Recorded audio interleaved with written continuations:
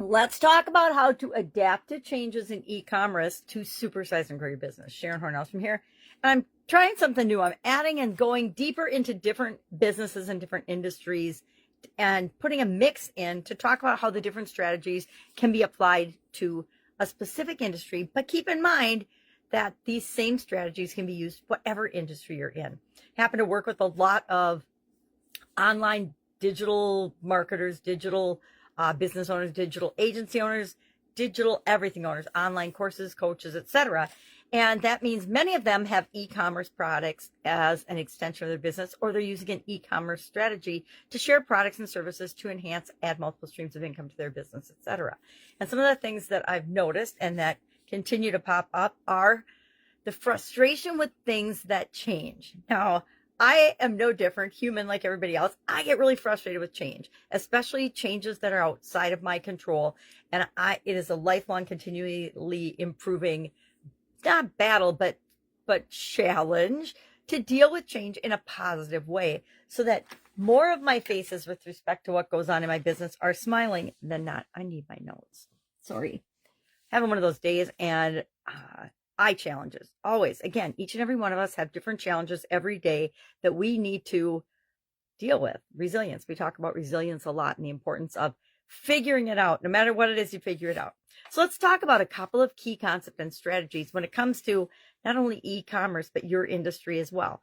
And I give people a little bit of advice, and I encourage them to do a couple of things so that they don't ever find themselves in trouble or at a loss or in a real major struggle because something changed. Number one, that they weren't aware of, or number two, they get a compliance or a charge or a fine because they're not following some regulation.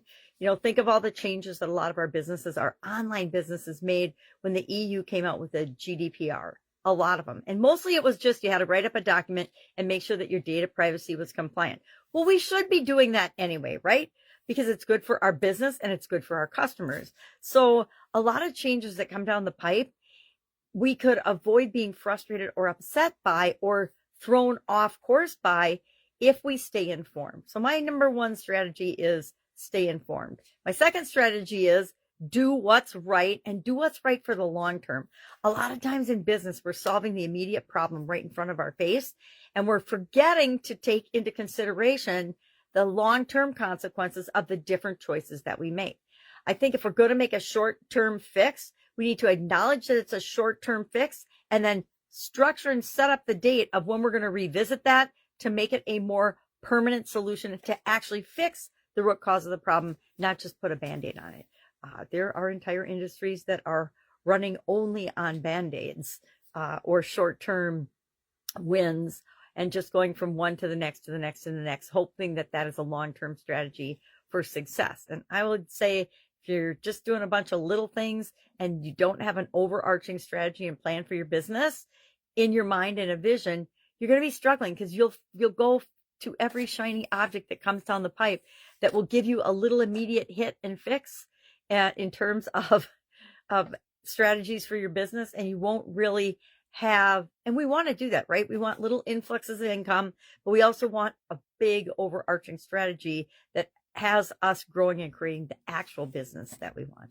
The other thing I want to really, and in e-commerce, this is huge, is take into account and make sure that you are legally being compliant, plus even better, do what's right, as well as taking care of your taxes. Nobody wants to talk about taxes because it's kind of a painful subject. You know, you work, and half of what you do, at least in America, about ends up in some form of licensing or taxation. Don't get me wrong. Any kind of license that you need to hold is really just a tax, right? They wrap it up and say, oh, you need to have a real estate license or a broker's license because that makes sure that you know the law and are legally compliant and doing the right thing. I don't know about you, but have you ever met a realtor that really kind of stinks and doesn't know what they're doing and doesn't follow the law and do what they're supposed to do?